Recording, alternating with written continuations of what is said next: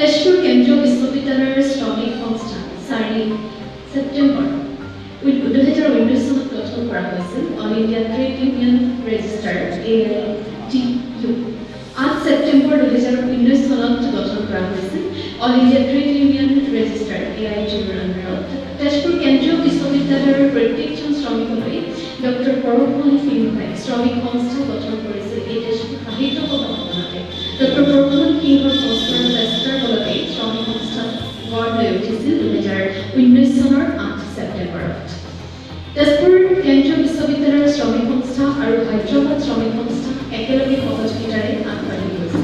ভাৰতবৰ্ষত যিমানটো বিশ্ববিদ্যালয়ৰ শ্ৰমিক সংস্থা আছে, এই আটাইবোৰ শ্ৰমিক সংস্থাতকৈ তেজপুৰ বিশ্ববিদ্যালয়ৰ শ্ৰমিক সংস্থা আৰু হায়দৰাবাদৰ শ্ৰমিক সংস্থাৰ তথ্যৰ পৰা গম পোৱা মতে এই তেজপুৰ বিশ্ববিদ্যালয়ৰ এই শ্ৰমিক সংস্থা সৰ্বোচ্চ প্ৰকাৰে জিলিকি আছে আৰু আমি আশা কৰিছোঁ ভৱিষ্যতেও এনেদৰেই উজ্জ্বলি থাকক আৰু আপোনালোকৰ সহায় সহযোগিতা আমি পৰৱৰ্তী সময়তো ঠিক একেদৰেই আমি বিচাৰিম। গতিকে এইখিনিতে মই পোনপ্ৰথমে চিনাকি কৰি দিবলৈ লৈছোঁ তেজপুৰ কেন্দ্ৰীয় বিশ্ববিদ্যালয়ৰ শ্ৰমিক সংস্থাৰ সভাপতি আমাৰ মাজত উপস্থিত আছে। মই তেখেতক অকণমান আগবাঢ়ি আহিবলৈ অনুৰোধ জনাইছোঁ। আমাৰ আটাইতকৈ শ্ৰদ্ধাৰ ৰবি কুমাৰ বাস্কৰ ডাঙৰীয়া আৰু তেখেতকে আমি এতিয়ালৈ মাত কৰিব পাৰে। তেখেতৰ নেতৃত্বতে আজি তেজপুৰ কেন্দ্ৰীয় বিশ্ববিদ্যালয়ৰ শ্ৰমিক সংস্থা খুব সুন্দৰকৈ আগবাঢ়ি গৈছে। লগতে আপোনাক পুনৰ অনুৰোধ জনাইছোঁ আসন গ্ৰহণ কৰিবলৈ। লগতে এইখিনিতে মই তেজপুৰ কেন্দ্ৰীয় বিশ্ববিদ্যালয়ৰ শ্ৰমিক সংস্থাৰ প্ৰথমতে আপুনি সকলোৱে কওক তেজপুৰ ইউনিয়ন জিন্দাবাদ, তেজপুৰ ইউনিয়ন জিন্দাবাদ। আজিৰ সভাৰ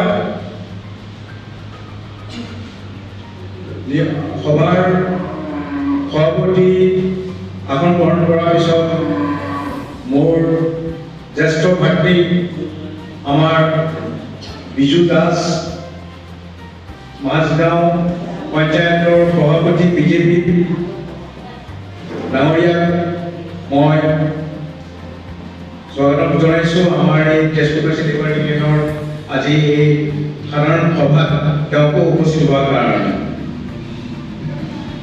তাৰপিছত আমাৰ তেজপুৰ লেবাৰ ইউনিয়নৰ সভাপতি ৰবি বাস্কৰ, আমাৰ তেজপুৰ লেবাৰ ইউনিয়নৰ সম্পাদক মোবাৰক হুছেইন,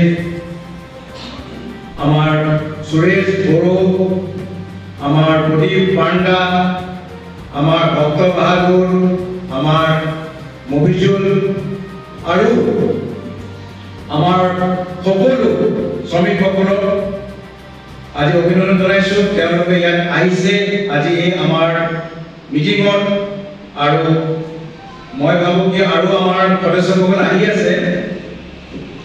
আজি আমাৰ এই মিটিঙৰ উদ্দেশ্যটো জনাইছিলোঁ বিষয়টো লেবাৰ বাজেট নোহোৱাৰ পিছত অকণমান আমি অকণমান পালোঁ, কিন্তু আমাৰ এটা প্ৰশ্ন হয় কি আগতে যেতিয়া ভাইচ চেঞ্চেলৰ শম্ভু সিং আছিল তেতিয়া আমাৰ লগত খুব ভাল এটা যোগাযোগ চলি আছে।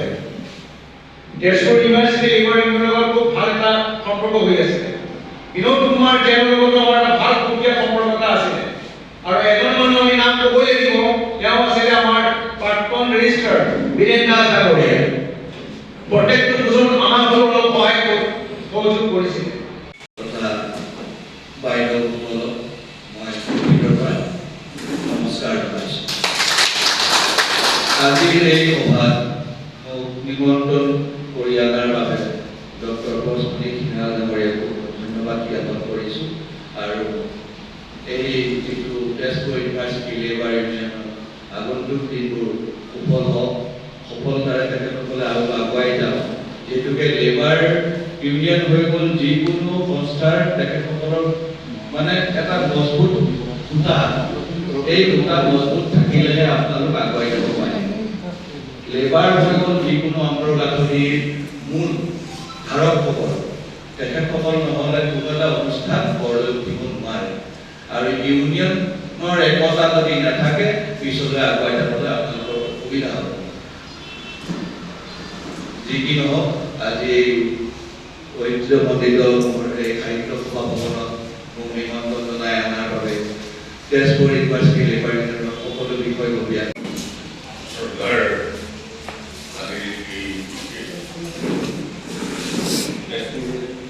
বিশ্ববিদ্যালয়ৰ শ্ৰমিক সংগঠনৰ সাধাৰণ সভাৰ বিশিষ্ট লোকসকল, উপদেষ্টা ডক্টৰ ডাঙৰীয়া তথা উপস্থিত সকলো শ্ৰমিক তথা বন্ধু-বান্ধৱীসকল, বিগত সময়ত তেজপুৰ বিশ্ববিদ্যালয়ৰে এক ঐতিহ্য প্ৰতিষ্ঠা কৰিবলৈ সক্ষম হৈছে। অসম চুক্তিৰ আধাৰত স্থাপিত বিশ্ববিদ্যালয়খনত যিধৰণে শৈক্ষিক পৰিৱেশ গঠনতে ভূমিকা পালন কৰি আহিছে। তেজপুৰ ইউনিভাৰ্চিটিৰ লেবাৰ ইউনিয়নৰ আজি সাধাৰণ সভাত আমি শ্ৰমিকসকলৰ যি দেখিলোঁ এনেকুৱা অভাৱ অভিযোগ তেওঁলোকৰ ব্যক্ত কৰিলে আৰু তাত আমি বক্তব্য ৰাখি এইটো বুজি পাইছোঁ যে তেওঁলোকে শ্ৰমিকসকল ঐক্যবদ্ধ হৈ ইউনিভাৰ্চিটিখনত যিসকলে কাম কৰি আছে তেওঁলোকৰ প্ৰাপ্য আদায়ৰ ক্ষেত্ৰত তেওঁলোকে যি ভূমিকা লৈছে সেই ভূমিকাত তাত আচলতে অগ্ৰসৰ হ'ব পাৰিছে। আৰু আমি ভাবোঁ যে এই শ্ৰমিকসকলৰ যি ন্যায্য দাবীসমূহ আছে সেই ন্যায্য দাবীসমূহ এই ইউনিয়নে তেওঁলোকে মানে কৃতকাৰ্য কৰাৰ ক্ষেত্ৰত পদক্ষেপ গ্ৰহণ কৰিছে। আৰু আজিৰ এই সভাই আচলতে এই ক্ষেত্ৰত এটা মুখ্য ভূমিকা গ্ৰহণ কৰিছে। তাৰ বাবে মই কৰ্তৃপক্ষৰ সকলো শ্ৰমিক আৰু বিষয়ববীয়ালৈ মই ধন্যবাদ আৰু কৃতজ্ঞতা জ্ঞাপন কৰিছোঁ। তেজপুৰ ইউনিভাৰ্চিটি লেবাৰ ইউনিয়নৰ সভাপতি। আজি আমি জেনেৰেল মিটিং এটা কৰিলোঁ। আপোনাৰ 8 ছেপ্টেম্বৰ 2019 স্থাপিত হৈছিলে ডক্টৰ পৰশমণি সিনহাই দ্বাৰা, আৰু এইটো আমি আগবঢ়াই লৈ গৈছিলোঁ সেই সময়ৰ পৰা। আজি আমি দাবী তেজপুৰ ইউনিভাৰ্চিটিৰ পৰা দাবী এইটো কৰোঁ যে আমাক টাইমত বোনাছ দিয়ক। বিদ্যালয়ৰ লেবাৰ ইউনিয়নৰ আজি এখন জেনেৰেল মিটিং বা সাধাৰণ সভা অনুষ্ঠিত হয়। এই সাধাৰণ সভাত কেইবাগৰাকীও বিশিষ্ট ব্যক্তিক ইয়াত আমন্ত্ৰণ কৰি অনা হয়, আৰু মই বিধায়ক হিচাপে মোক ইয়াত আমন্ত্ৰণ কৰি অনাৰ কাৰণে মই সকলোলৈ আন্তৰিক অভিনন্দন জনাইছোঁ। আৰু লেবাৰ ইউনিয়নৰ সকলো কৰ্মকৰ্তা বিষয়ববীয়ালৈ মই আন্তৰিক অভিনন্দন জনাইছোঁ। লেবাৰ ইউনিয়নৰ তেজপুৰ ইউনিভাৰ্চিটিৰ যিখিনি লেবাৰ আছে বা লেবাৰ বুলি বা মজদুৰ বুলি কোৱা হয়, বিভিন্ন ধৰণৰ কাম কৰে। চাফাই কামৰ পৰা আৰম্ভ কৰি বিশ্ববিদ্যালয়ৰ কামৰ পৰা আৰম্ভ কৰি অন্যান্য বিভিন্ন কামৰ পৰা কাম কৰে। এইখিনি কথাই তেখেতসকলে কয় যে কাম কৰিবই লাগিব, লেবাৰ হ'লেও কাম কৰিব লাগিব, অফিচাৰ হ'লেও কাম কৰিব লাগিব। দৰমহাৰ বা মজুৰিৰ নিৰিখ বান্ধি দিয়া আছে, আৰু এই মজুৰিৰ নিৰিখ মতে কাম পইচাটো পাইছে নে নাই এইবিলাক ইউনিয়নে চাব লাগিব। ইউনিয়নে চাই ইউনিয়নে তেখেতসকলক যিখিনি চৰকাৰী সা সুবিধা কৰিব লাগে, চৰকাৰী যিখিনি মজুৰি পোৱাৰ যিখিনি ব্যৱস্থা, সেইখিনি ব্যৱস্থা কৰাৰ কাৰণে উপযুক্ত দিহা পৰামৰ্শ দিব লাগিব। আৰু আমাৰ বিশ্ববিদ্যালয় কৰ্তৃপক্ষৰ লগত বিভিন্ন সময়ত আলোচনা কৰি তেনেদৰে আমি আমাৰ এই মজদুৰসকলক আৰ্থিকভাৱে বা অন্যান্য কি কি সা সুবিধাৰে আমি তেখেতসকলৰ পৰিয়ালবিলাক বা সংসাৰখন তেনেকৈ চলাব পাৰোঁ, এইখিনি উদ্দেশ্য হ'ব লেবাৰ ইউনিয়নৰ। লেবাৰ ইউনিয়নে ভৱিষ্যতে ভালকৈ কাম কৰি যাওক। মই আশা ৰাখিছোঁ এই তেজপুৰ ইউনিভাৰ্চিটি লেবাৰ ইউনিয়নে সৰ্বভৱিষ্যতে